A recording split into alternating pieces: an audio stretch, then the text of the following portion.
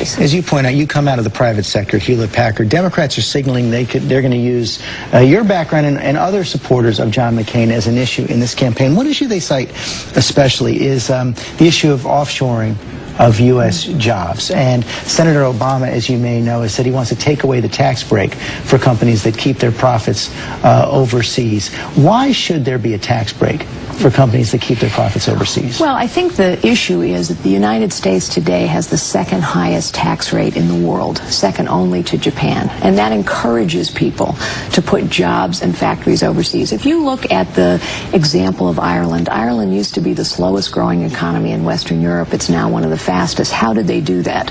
They focused on their education system and they reduced their tax rate on businesses dramatically. And that encouraged businesses. Hewlett-Packard did this. It encouraged businesses to put factories there and to put jobs there.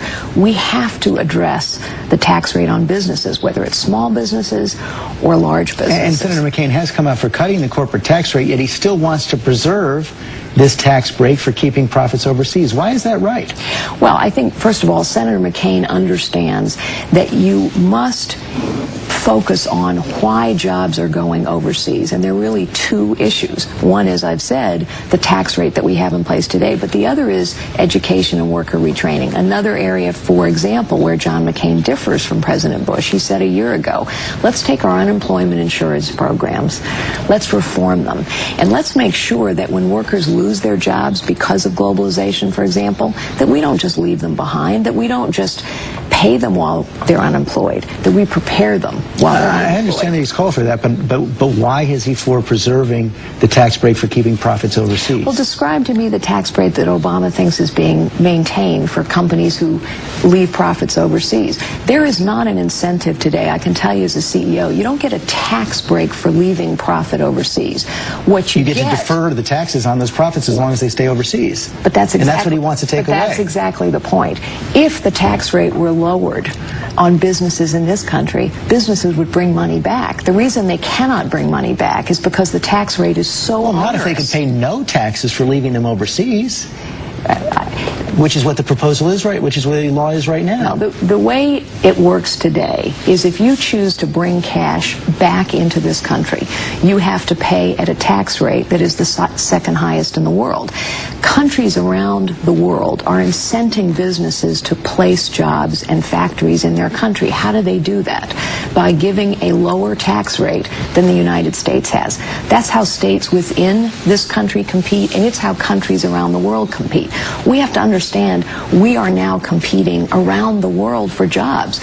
So if you want a company to put jobs here, you have to have a tax rate that's competitive globally. Ours isn't. Former Hewlett-Packard CEO Carly Fiorina now focusing on her next race after winning Tuesday's Republican primary in California. She'll be challenging three-term Senator Barbara Boxer in November. It was Barbara Boxer's hairdo, though, that seemed to have Fiorina concerned yesterday as she was prepping for an interview. Take a listen. Laura saw Barbara Boxer briefly on television this morning and said what everyone says, God, what is that hair?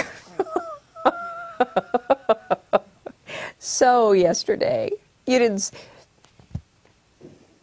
Fiorina, realizing she's on a live mic, as you can hear, then stop. One of the toughest decisions that I have ever made as a leader is to fire people not because they weren't getting results, but because their values were not consistent with what we wanted to practice.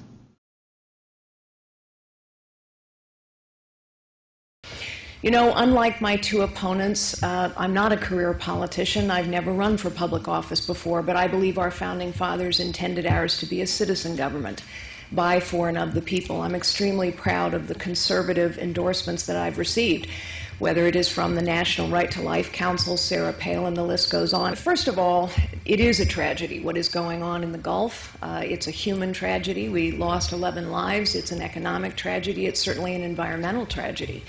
And we should make sure that we understand why this happened and make sure that it never happens again. And it turns out, apparently, that not only did we perhaps have a technology problem, but we also foreseeably had a regulatory problem. Nevertheless, I believe offshore drilling is absolutely necessary. We must take advantage of every source of energy that we have in this country. I would just say that 20 years ago, we could have chosen to drill in Anwar in an environmentally responsible way, a place that is far away from population, that is not offshore, but extreme environmentalists prevented us from doing that. I think we need a comprehensive energy policy in this country, and I think we need it now.